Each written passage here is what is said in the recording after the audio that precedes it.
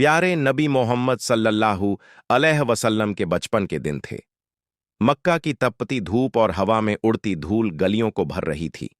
भूख से निढाल कदमों के साथ आप सल्लल्लाहु अलैहि वसल्लम चल रहे थे कि दूर अब्बू जहल का खजूरों का बाग नजर आया। अब्बू जहल एक यहूदी आदमी के साथ मिलकर खजूरों को एक बोरी में भर रहा था। नबी मोहम्मद सल्लल्लाहु अलैहि वसल्लम बहुत भूखे थे, इसलिए दो खजूरों की उम्मीद लिए धीरे धीरे बाग की तरफ बढ़ने लगे। जब वहां पहुंचे तो अदब से सलाम किया। अस्सलाम वालेकुम चाचा जान, और नरमी से कहा, मुझे बहुत भूख लगी है, क्या आप मुझे दो खजूरें दे सकते हैं? अब्बू जहल ने घृणा भरी नजरों से देखा और बोला, मैं तुझे खजूर दे सकता हूं, लेकिन एक शर्त है, वो जो यहूदी खड़ा है उसकी बोरी तू अपने सर पर रखकर मेरे घर तक पहुंचा दे, तब खजूर मिलेगी। बिना देर किए नबी सल्लल्लाहु अलैहि वसल्लम उस यहूदी के पास गए। यहूदी हैरानी से बोला, ए मोहम्मद, तुम यहां क्यों आए हो? नबी सल्लल्लाहु अलैहि वसल्लम ने फरमाया, मैं यह बोरी अपने सर पर रखकर ले जाना चाहता हूं। वो चौंक गया, इतनी छोटी उम्र में क्या तुम यह बोरी उठा सकोगे? नबी सल्लल्लाहु अलैहि वसल्लम ने मुस्कुराकर फरमाया, हां, यकीनन उठा सकूंगा। फिर धूल से सने बदन और थके हुए जिस्म के साथ बोरी सर पर रखी और चल पड़े। छोटे छोटे कदम, थका हुआ जिस्म, मगर चेहरे पर एक अजीब रूहानी सुकून था। अब्बू जहल और वह यहूदी शख्स पीछे पीछे चल रहे थे। कुछ देर बाद बोरी अब्बू जहल के घर के सामने रख दी गई। यहूदी ने वह बोरी अंदर रख दी। नबी सल्लल्लाहु अलैहि वसल्लम ने फरमाया, चाचा जान, अब मुझे खजूर दीजिए। अब्बू जहल ने एक खजूर आप सल्लल्लाहु अलैहि वसल्लम को दे दी। फिर आपने नरमी से फरमाया, क्या आप एक और खजूर नहीं देंगे? यह मासूम सी गुजारिश अब्बू जहल के अंदर की आग को जैसे और भड़का गई। गुस्से में भरकर उसने एक जोरदार थप्पड़ नबी सल्लल्लाहु अलैहि वसल्लम के चेहरे पर मार दिया, और उसी लम्हे जैसे सूरज डूब गया हो, आसमान फट पड़ा हो, हवा थम गई हो और पहाड़ भी रो पड़े हों। एक मासूम बच्चे पर ऐसा जुल्म! अब्बू जहल हंसते हुए अपने घर चला गया।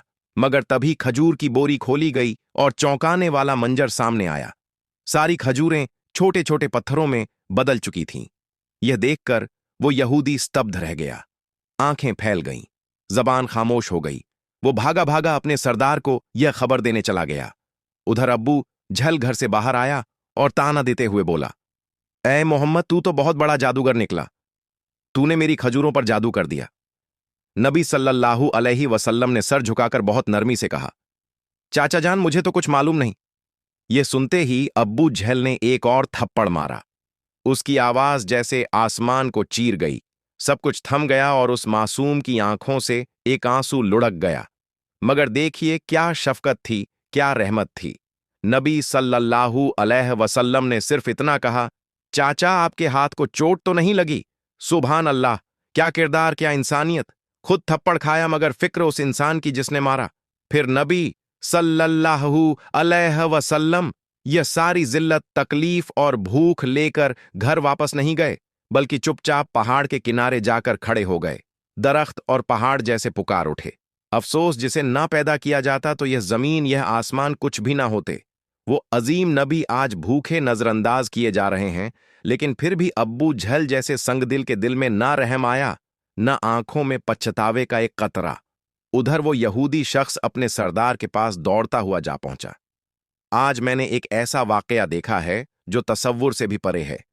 वो यहूदी अपने सरदार से कह रहा था, अब्दुल्लाह के बेटे मोहम्मद सल्लल्लाहु अलैहि वसल्लम में कोई ऐसी ताकत है कि बस एक तमाचा लगने पर सारी खजूरें पत्थर बन गईं।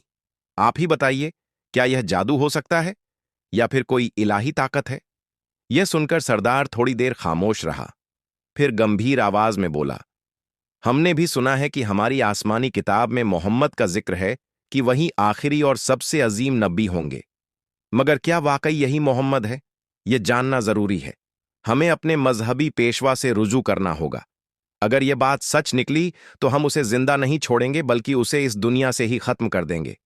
तुम लोग जाओ और यह खबर हमारे पेशवा तक पहुंचाओ। यह सुनकर वो यहूदी शख्स फिर से अब्बू जहल के घर की तरफ रवाना हो गया। जाते जाते जब वह खजूर के बाग के पास पहुंचा तो उसकी आंखें हैरानी से फैल गईं। पूरे बाग में एक भी खजूर नहीं थी। हर दरख्त पर सिर्फ पत्थर, सिर्फ पत्थर। ये कैसे हो गया?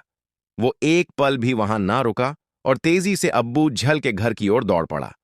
घर पहुंचते ही उसने कहा, भाई, आपके बाग की सारी खजूरें पत्थर बन चुकी हैं। अगर अब इसे ना संभाला गया तो बहुत बड़ा नुकसान हो जाएगा। इसका एक ही हल है, मोहम्मद सल्लल्लाहु अलैहि वसल्लम से माफी मांगो। मगर अब्बू जहल माफी मांगने वालों में से नहीं था। वो जालिम था, चालाक था।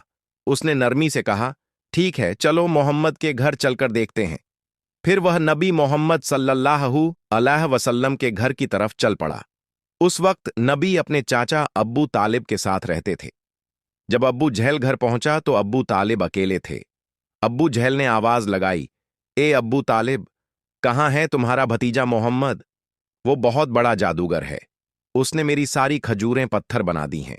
फिर तंज में बोला, कहीं किसी पहाड़ के किनारे किसी शेर या रीछ ने उसे खा तो नहीं लिया? यह सुनकर चाचा अब्बू तालिब बेचैन हो उठे।